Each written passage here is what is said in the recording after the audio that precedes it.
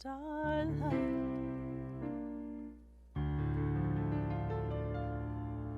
starlight filters through the dream time, sending its brilliance to the world. So many questions in the meantime, forgetting all the games, where to turn to go now, who will hold your hand, who will trust your perfect dreaming heart. Birds flying home and the water flowing swiftly, where are they going in the twilight? It's the answer to our prayers, the mystery unspoken, the song sung unbroken and free. The elemental fire, the path beyond desire, the grace that lifts us higher till we see. Can you see your face in the mirror of the angels? They whisper back the secrets of our lives. It's the answer to our prayers, the mystery unspoken, the song sung unbroken and free. The elemental fire, the path beyond desire, the grace that lifts us higher till we see. Take a deep breath into the wonder of your loving, precious soul. Can you feel it? The beauty of each day we walk this earth refines that wonder into gold. It's the answer to our prayers, the mystery unspoken, the song sung unbroken and free. The elemental fire, the path beyond desire, the grace that lifts us higher till we see, till we see, till we see, till we see.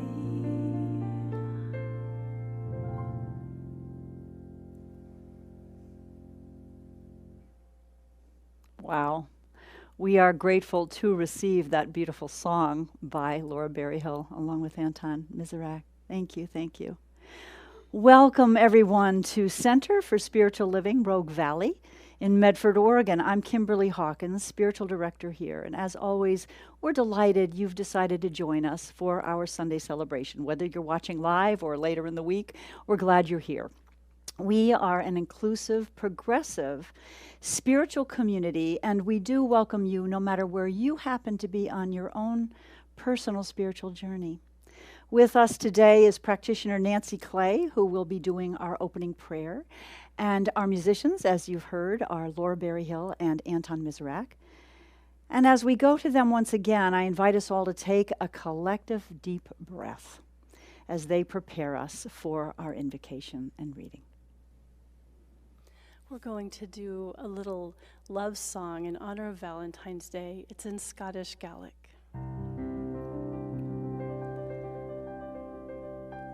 Hi horos na horo eile, hi horos na horo eile, hi horos na horo eile, gyrtu moloi rimfioch a chelni, nur a vam im chaili chori, hook me cool as kracht on oiker,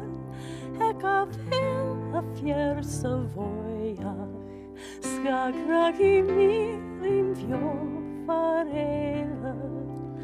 Hi horos na horo ela, hi horos na horo ela, hi horos na horo ela.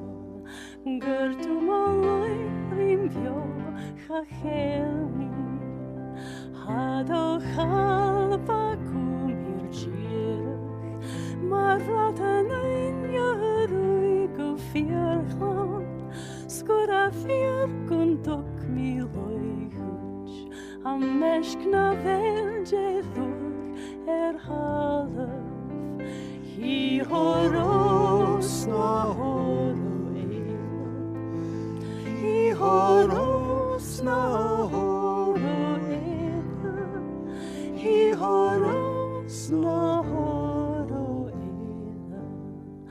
Gertu maloi rimvio chachelmi.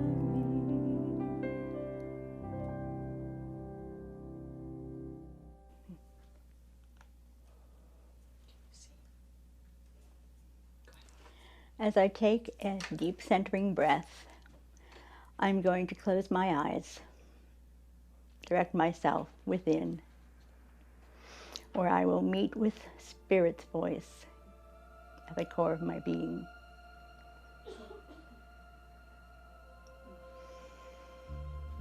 Spirit's voice is always as close to us as the beating of our hearts, as the breath that we breathe, as a reminder that every living being on this planet breathes and has a heart that beats. And this is how we know each other, and we know the reality of the oneness in which we exist, in which we are. And we know that we're created by Spirit for Spirit to know itself. And we live our lives to show ourselves as well as Spirit what happens when a person incarnates on this planet. All the beauty, all the love, all there is to learn, all the guidance, all the truth. And we know that Spirit is always with us, loving us, guiding us, showing us the way, reminding us to pay attention, showing us the unmistakable beauty we can find just about anywhere. So in great gratitude for all these things,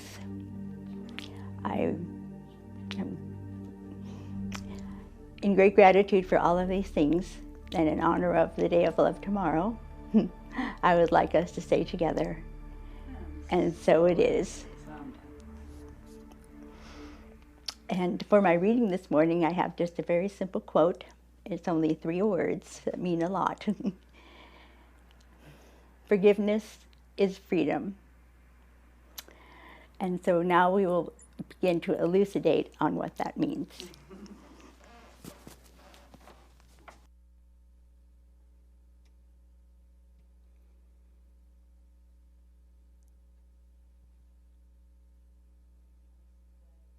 Prayer.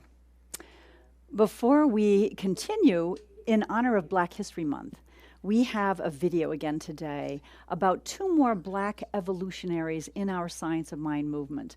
One of these men may be familiar to you, but probably not because of his connection to Science of Mind. So let's roll the videotape, as they like to say, and honor our Black evolutionaries.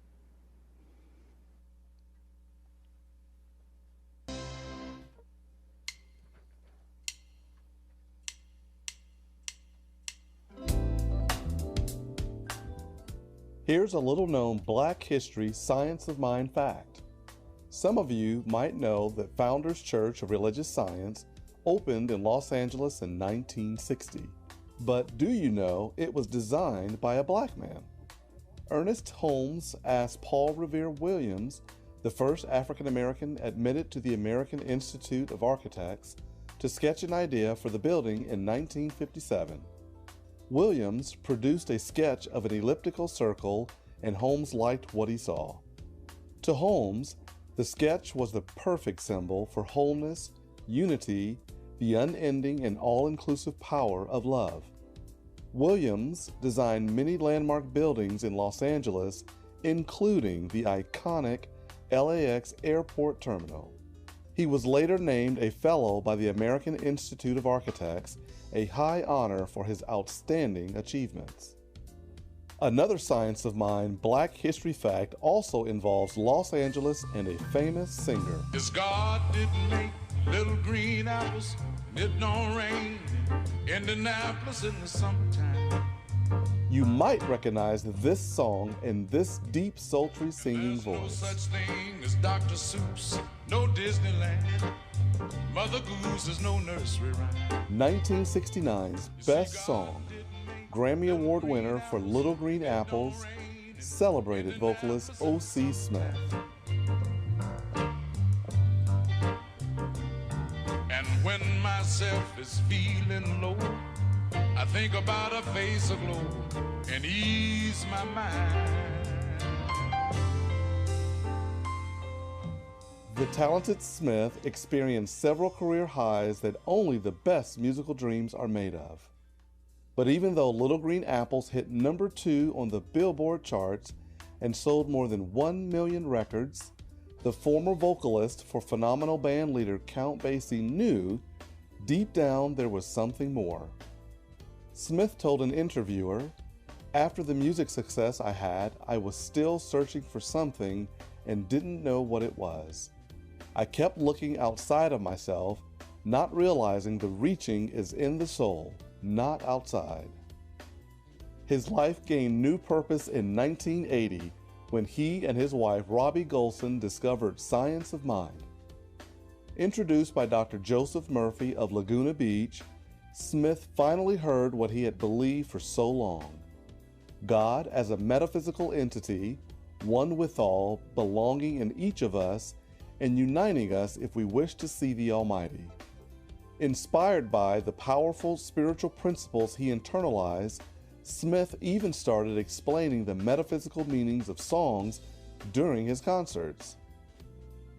Profoundly struck by Science of Mind, Smith gave up his music career to study divinity, and in 1985, Dr. O.C. Smith became pastor of the City of Angels Science of Mind Center in Los Angeles. We must recognize beauty right where we are. That's why Dr. Ernest Holmes said, "There is not a spot where God is not." He gained a reputation for mixing jazz with storytelling and for being a loving force of financial support to single-parent households, low-income families, and foster children. The church's City of Angels Foundation also provided dozens of scholarships to help students attend colleges across the nation. Dr. O.C. Smith and Paul Revere Williams, Black evolutionaries in Science of Mind.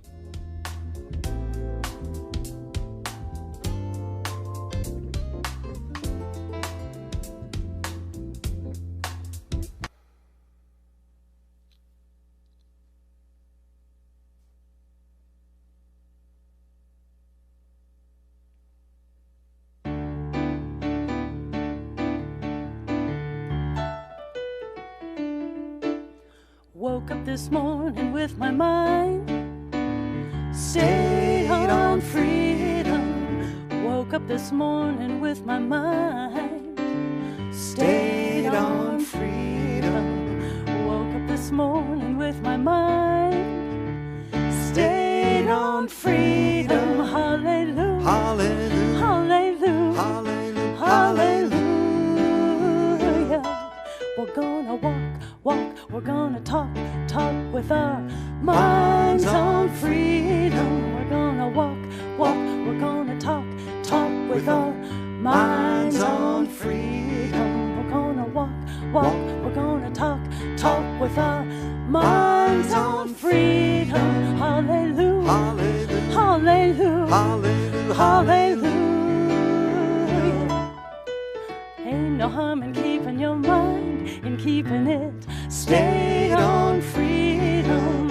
Ain't no harm in keeping your mind, in keeping it stayed on freedom. Ain't no harm keeping your mind and keeping it stayed on freedom. Hallelujah. Hallelujah. Hallelujah. Hallelujah. Hallelujah.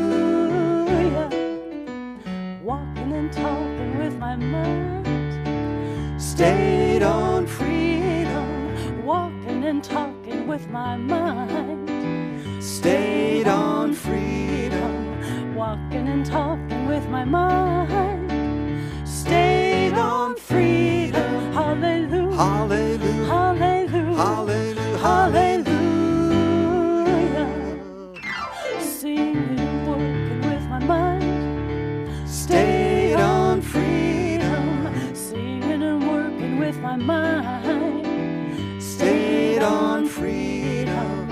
Singing and working with my mind stayed on freedom. Hallelujah. Hallelujah. Hallelujah. Hallelujah. Hallelujah. Hallelujah. Hallelujah. Hallelujah. Hallelujah. Hallelujah.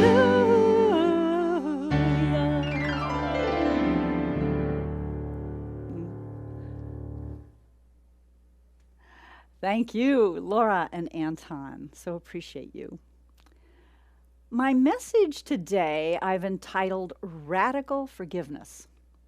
Radical forgiveness. We'll get to the radical part in a moment. But I thought we might start by looking at some of the misconceptions, some of the myths about what forgiveness is and what it isn't.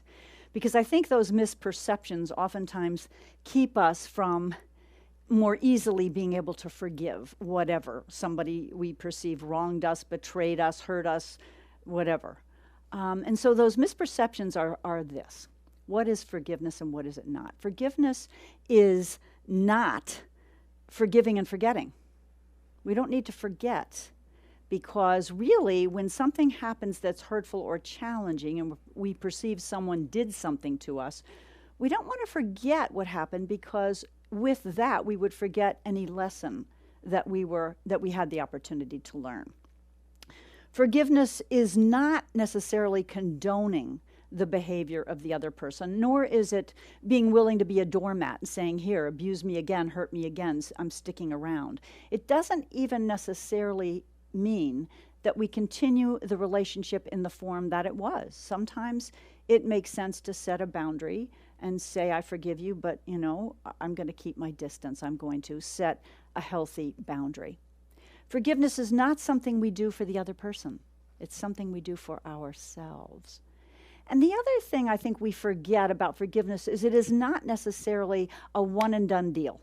Surely when something less serious happens, a friend's in a bad mood and says something hurtful to us and apologizes later, it's usually easy for us to say, sure, I forgive you. But when something we perceive is deeply hurtful, someone physically abuses us, perhaps a loved one is murdered, that is not something that we can just say, oh, I'm going to forgive. In fact, when we do, it's often a spiritual bypass. Oh, I forgive you, everything's good. A lot of times we need to spend time moving through feelings of anger, of grief, before we can get to the point where we can forgive, when we can let go of the anger and the blame and the feeling like we are a victim. Jesus was asked by his disciple Peter, how many times, Lord, do I need to forgive when a brother sins against me? Up to 7? I think Peter was hopeful. Jesus would say, yeah, after 7, you don't have to forgive anymore. And Jesus' response, as you may know, was 70 times 7, which I think was an indication of there is no limit to the amount of times we may be called in our life to forgive. And perhaps even one instance will take 70 times of trying, of effort, before we really get there. It's a process, this thing called forgiveness. Oftentimes, it takes time. And so I think that the first step is to become willing to be willing to forgive. Once we do that, we've set an intention, yes? We've almost sent a prayer out to the universe. I'm willing to be willing, help me. And once we do that, as we know in Science of Mind, our thoughts allow the universe to come in and guide us and help us to take the steps so that we can really let go. So ultimately, when I say let go, I mean let go of the anger, the resentment, the feeling that we are a victim to that circumstance. I love the quote. I can't remember who said it.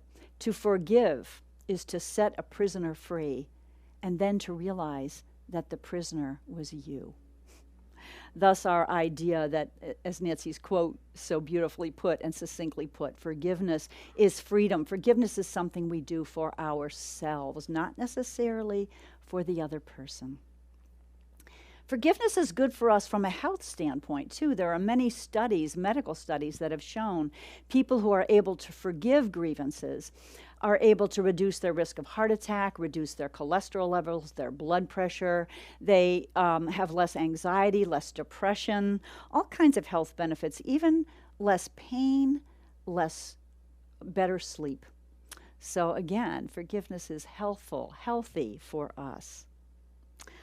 I love the story about a burly samurai warrior who came to a monk in a monastery and, in a voice that clearly meant he was accustomed to getting his own way, instantly said, "Teach me about heaven and hell." The monk was diminutive. He was small in stature, and next to the samurai, he looked like a dwarf, but he launched into a tirade. "Teach you about heaven and hell? No way. You smell, you have bad breath, your clothes are a mess, your sword is rusty, you don't deserve any teaching. Get out of my sight, I can't stand you." And the samurai, needless to say, became enraged. He puffed up, red in the face, trembling. And he was speechless. He raised his sword and was about to hit the little monk when the monk said in a very soft voice, "That is hell." And the samurai stopped in his tracks, and he realized that this little monk had risked his life, and he was overcome with a sense of awe at his compassion and his courage in doing that so that he could teach him what hell was. So he lowered his sword, and with gratitude and compassion, he looked at the monk, who then softly said to the samurai warrior, "And that is heaven." I love that story because it teaches on so many levels. One, that we can choose. We can choose to be in heaven or in hell at any particular moment, depending on how we respond or react to what happens to us. And the other part of the story that I think is wonderful is that it gives us a clue that even somebody who insults us or hurts us may be giving us an opportunity to grow, to evolve, to heal. I'll say more about that in a moment. Eckhart Tolle said, "We don't grow from our comfort zone," which is basically true, right? If everything's going fine and we're happy, we don't necessarily grow. It's when we have challenges in life or even hurts in life that we're able to heal and grow and evolve, deepen our consciousness. There's an ancient phrase in Latin, and I've never studied Latin formally, but it's per ardua ad astra, which means through adversity, through challenge, to the stars, which is a beautiful concept, right? It's through those challenging times of life that we expand, that we grow, that we heal, that we become more of the beautiful, spiritual, expansive beings that we are. Now, all of what I've described so far is what we might call traditional forgiveness, and you might be familiar with most of the things I've said. Traditional forgiveness, letting go of anger and resentment, freeing ourselves from being a victim, not necessarily telling the other person what they did was okay. But I want to talk about radical forgiveness, which is quite a different animal. It's the title of our book of the month, written by Colin Tipping. Radical forgiveness, according to Tipping, is really based on the notion that we can never really be hurt, that there is really nothing to forgive. That's an interesting concept, isn't it? There's nothing to forgive. Now, if you think about it, our emotions, our egos, our physical bodies even can experience hurt or loss, yes? But if we think about who we are from a spiritual perspective, we are inviolable. We are eternal souls. We're untouchable. We can't be hurt or diminished in any way. So even though the ego may perceive that it's been hurt, and our hurt is real as humans. I mean, we can experience real suffering, but that part of us that is eternal is untouched. It's interesting. It corresponds to the definition that A Course in Miracles gives. It says that forgiveness is simply remembering who we are. Because when we truly remember our eternality, our whole, complete spiritual nature that can't be diminished, forgiveness happens automatically. In fact, there really isn't anything to forgive. Now, I'm not implying that we don't have feelings when we're hurt. I'm not implying that we don't have to feel those feelings. You know, to jump right away to, oh, everything's fine, I forgive you, as I may have mentioned earlier, is really spiritual bypass. But if we're willing to forgive, we set in motion a process that can truly, truly free us. And I think that there's also a real possibility that we make soul contracts with people in our lives to play the role of abuser or someone who hurts us or betrays us so that we can heal older hurts. In the book, Colin Tipping tells the story of Jill, his sister. And I'm going to relate in a brief version what her story was, because I think it's a great example of how we can play roles for each other, even when we love somebody, to help heal old hurts for the partner, for the other person. Jill lived in England and came over to the States to visit her brother Colin. And when they met, she was just not looking happy. He knew something was wrong. And she kept talking about her husband, Jeff, and how angry she was, and she really felt that they were headed for divorce. I think they had been married 6 or 7 years. Colin thought they were very happily married and well-matched. He had always experienced Jeff as somebody supportive and loving, and just, it was a healthy relationship. But Jill went on and on about how they were a combined family. They each had children from an earlier marriage when they got married. And Colin's oldest daughter, Lorraine, had lost her husband. He had died. And she complained and complained that Jeff was on the phone constantly with Lorraine, trying to take care of her, listening to her, and was very secretive. They talked in hushed tones, and he wouldn't talk to his wife later about what was going on. And she was having her feelings hurt and getting upset, and he just kept telling her it was her, something was wrong with her. And he became, in her eyes at least, very hardened and mean. And she had tried and tried and tried to talk to him, and the more she did, the more this went on. So, you know, do you ever be with somebody who's been hurt and they tell the story over and over and over again? At one point, Colin had heard the story and was listening compassionately many, many times, and finally said to her, "Are you willing to look at this a different way?" And she thought for a moment. He had helped her with spiritual coaching, with some other things, so she said yes. He goes, "I don't want to diminish your perception of what's happening. I understand this is going on. Our other brother confirms that Jeff is not being himself, so I don't want to diminish your hurt in any way. But have you considered that what he's doing is what he said to her first was, how do you feel? She said, I feel unlovable. I feel angry, I feel alone, I feel hurt. And Colin said, when have you felt that like that in the past? And immediately she thought of her father. Their father had been an emotionally unavailable. He loved the kids. As Colin pointed out to Jill, he had spent hours and hours one Christmas making a dollhouse for her. But because of his own hurts, he was sexually repressed. He wasn't really a good love partner to his wife, and he wasn't able to be affectionate with the kids, tell them that he loved them, hold them on his lap. And Jill had eventually come to grips with that. But you know what happens when children feel that they're not being loved? They always tend to blame themselves. So Jill had grown up feeling like she was unlovable and that something was wrong with her. She said eventually she came to terms with the fact that it was probably just him and not her. However, what happened was later in life, when she had a child of her own, also named Lorraine, by the way, Colin's oldest child was called Lorraine, and okay, wait a minute, I'm getting confused. Lorraine was the oldest child of Jeff, and he was the grandchild, right? She was the grandchild. And so Jill's father in relation to this young Lorraine, Lorraine went up and took his hand one day and said, "Granddaddy, come into the garden with me." And he did, and he seemed fascinated by her. And they spent the whole day together, Jill said. And eventually he invited her to sit on his lap, and he read to her. And then she got enraged because she thought, it isn't just him incapable of loving, it must be me because he's expressing love to Lorraine. And she sobbed and got angry, and all this stuff came spilling out. And as Colin and she talked more, she realized that all her life she had attracted men that reflected back to her her belief that she wasn't lovable. Her first husband had been unfaithful to her.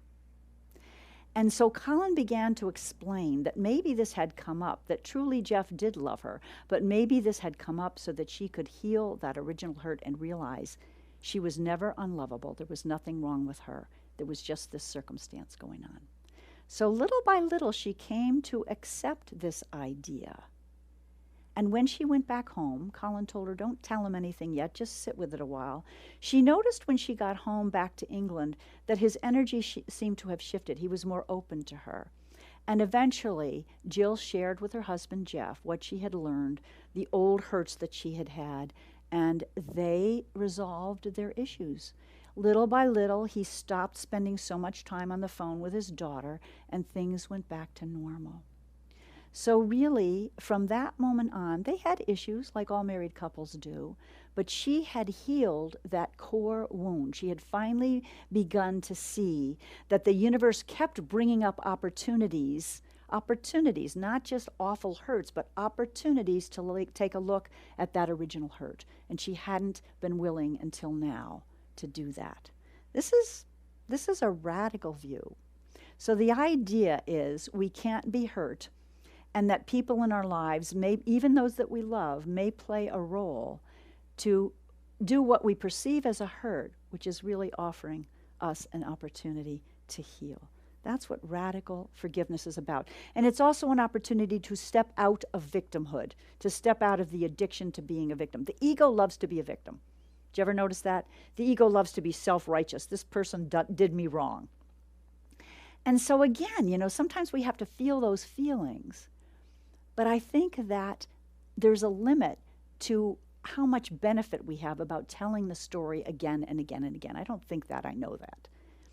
The Navajo culture has a beautiful forgiveness ritual where when someone feels they've been wronged or hurt, disgraced, betrayed, the tribe gets together and the person with the grievance stands in the middle and tells the whole story 3 times.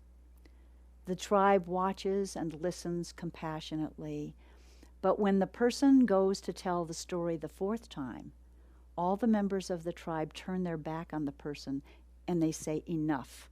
We've listened to this story, enough.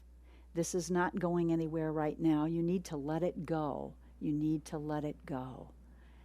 And I just love that because it gives that person the opportunity, the encouragement to step out of the victim role and to truly let it go, to do that forgiveness work.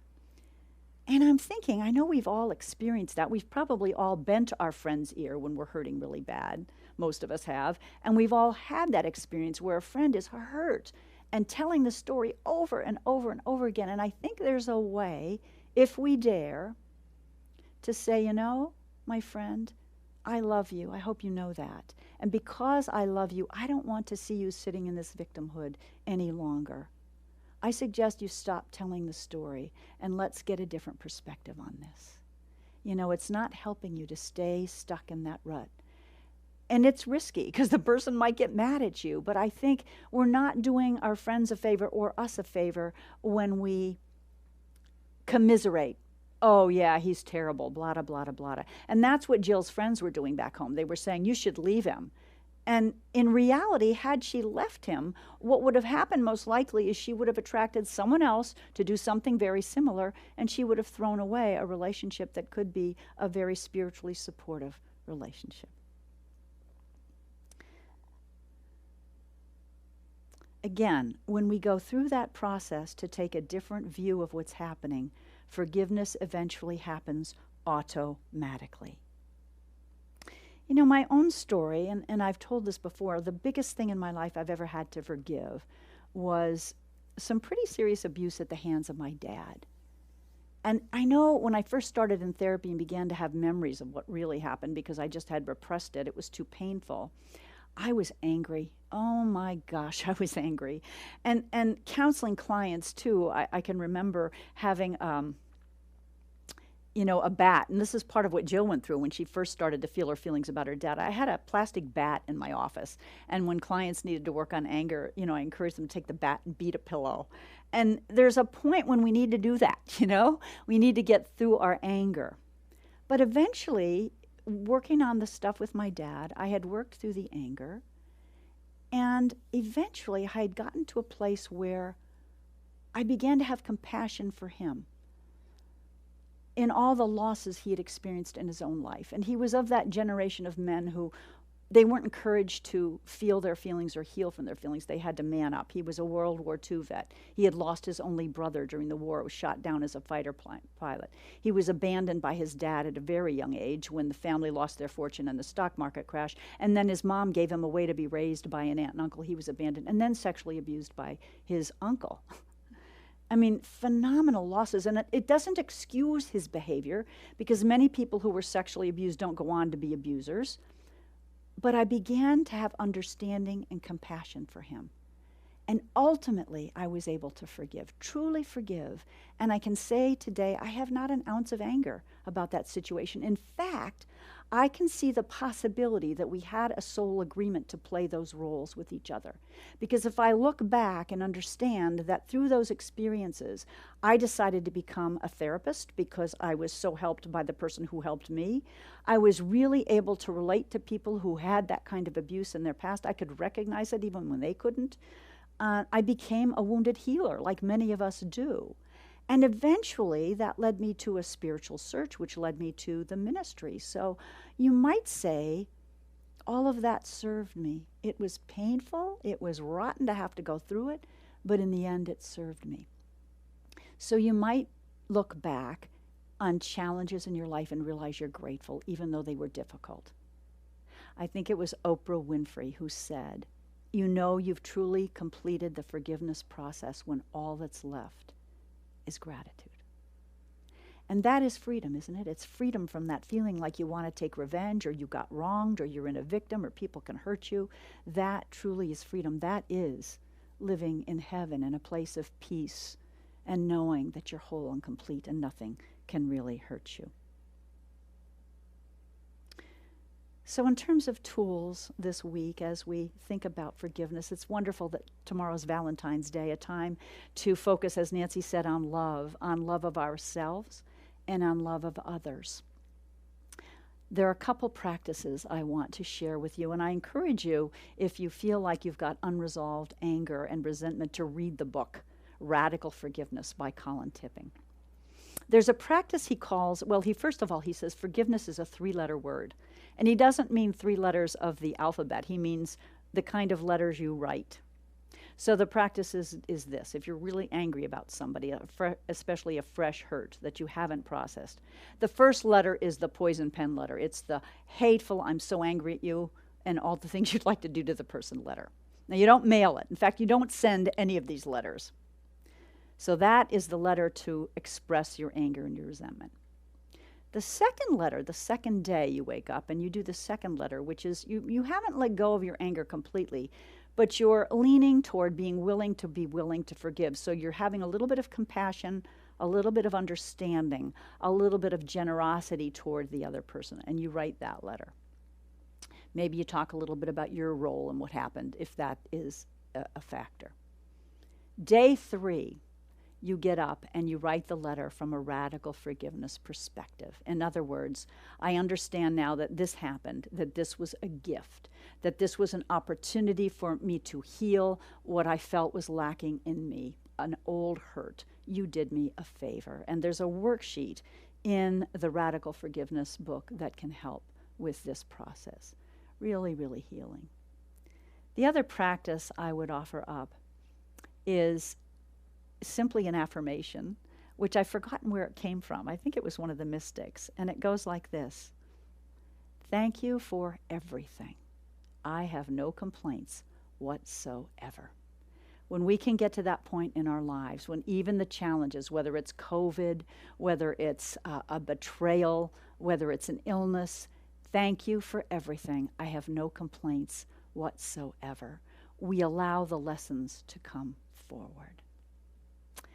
So, not only traditional forgiveness, but radical forgiveness reminds us that everything in our lives can work together for our good if we trust in that divine love, that divine wisdom, and if we allow the lessons to emerge. If we're willing to forgive, to step out of the victim role and embrace life just as it is, with no complaints whatsoever. Let's go into prayer.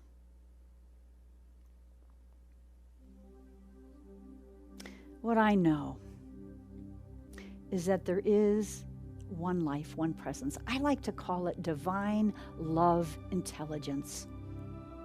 Divine love intelligence. It is everywhere present. It is all-knowing. It wants nothing more than our deepening consciousness, our joy, our fulfillment. It created us so that it might know itself better.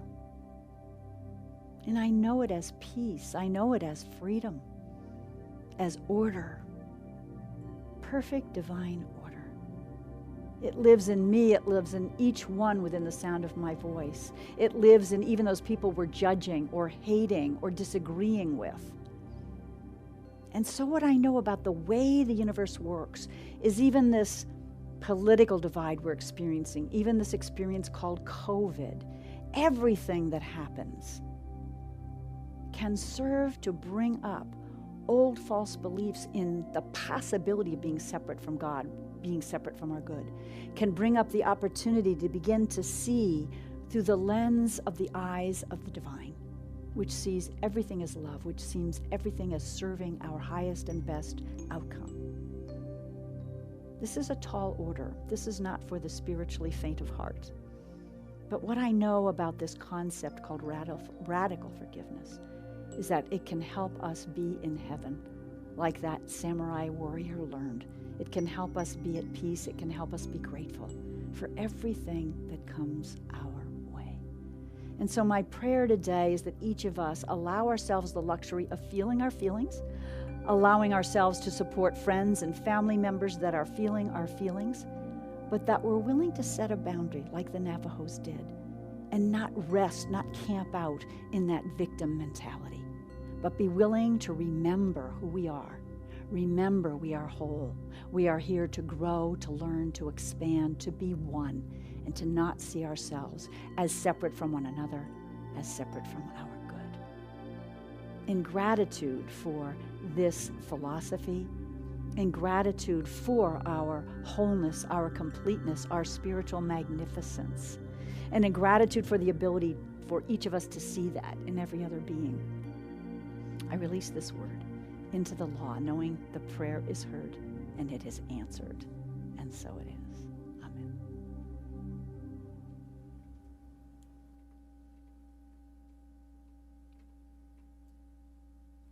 We'd like to do a song for you following that beautiful prayer from Reverend Kimberly for universal compassion.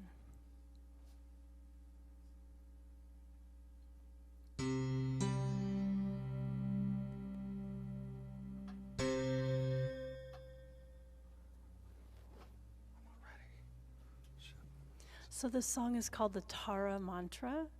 Om Tare Tare Tut Tare Ture Soha. You may be familiar with it. It's part of a mandala of compassion where the whole world is unmade and then reassembled in the image of compassion, and we are the center of it.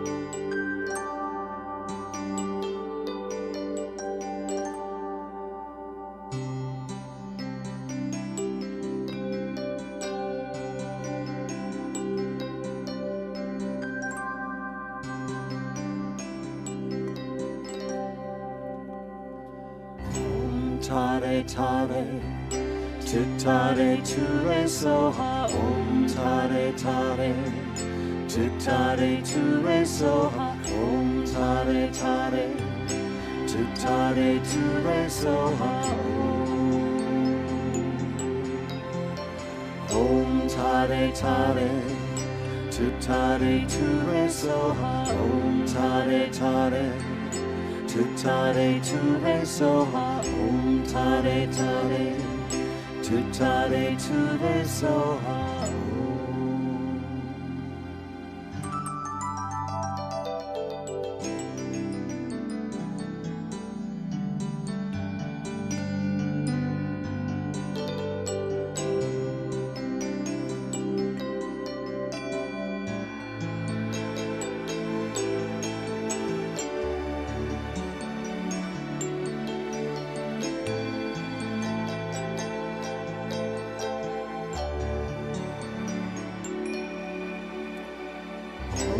Tare tare, tutare ture soha. Om tare tare, tutare ture soha. Om tare tare, tutare ture soha.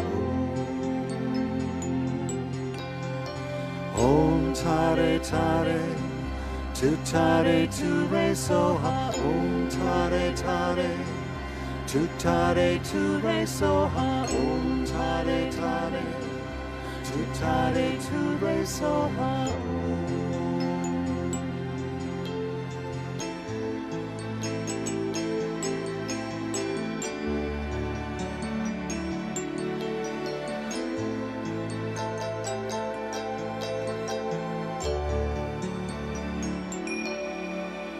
soha. Om tare tare, tutare ture soha. Om tare tare, tutare ture soha. Om tare tare, tutare ture soha. Om tare tare, tutare ture soha. Om tare tare, tutare ture soha. Om tare tare, tutare ture soha. Om tare tare, tutare ture soha. Om tare tare, tutare ture soha. Om tare tare, tutare ture soha. Om tare tare, tutare ture soha. Om tare tare, tutare ture soha.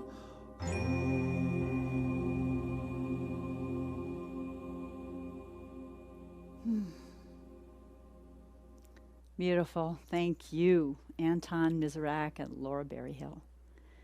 It's time in our service now where we turn our attention to the spiritual practice of sacred giving.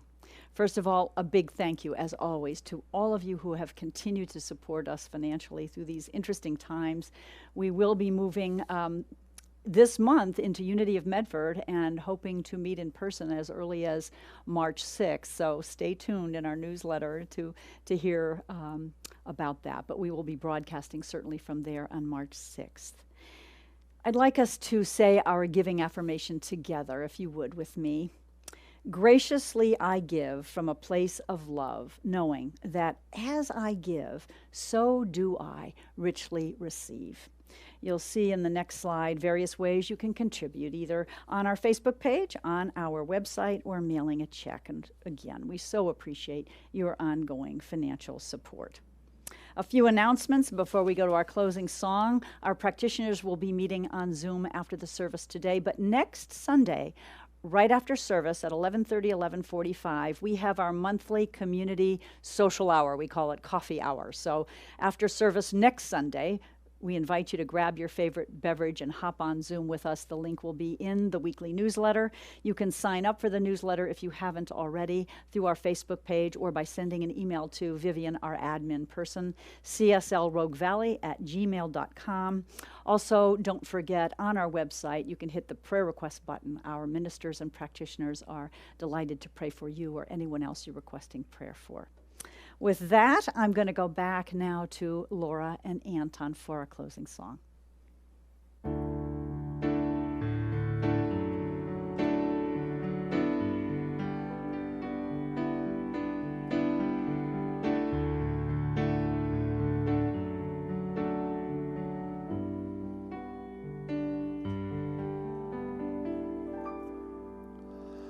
I love you, I bless you.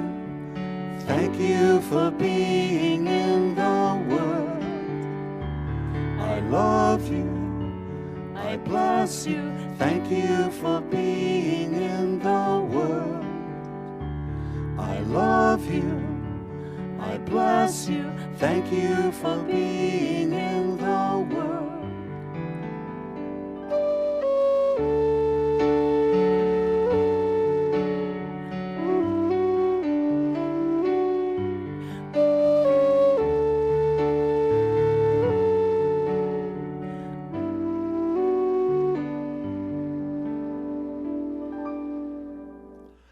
I love you, I bless you.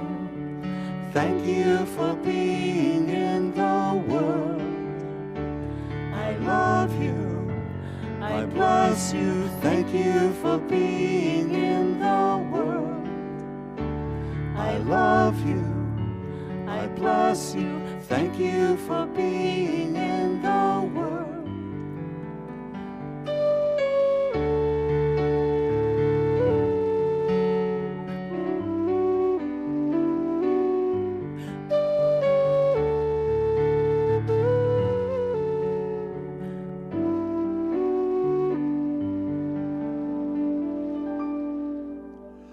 I love you, I bless you. Thank you for being in the world. I love you, I bless you. Thank you for being in the world. I love you, I bless you. Thank you for being in the world.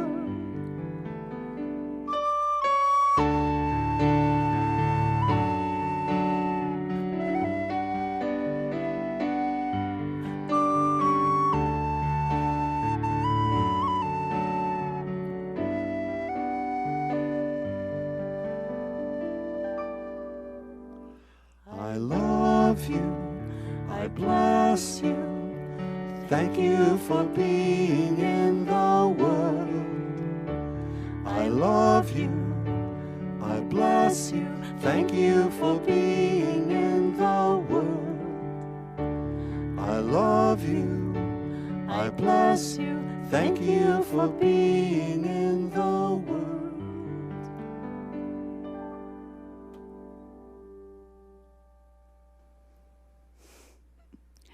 Thank you once again, Anton Miserak, Laura Berryhill.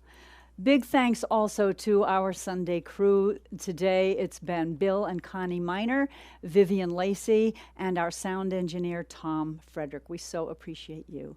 So as we say goodbye for now, my friends, I love you, I bless you. Thank you for being in the world. Namaste.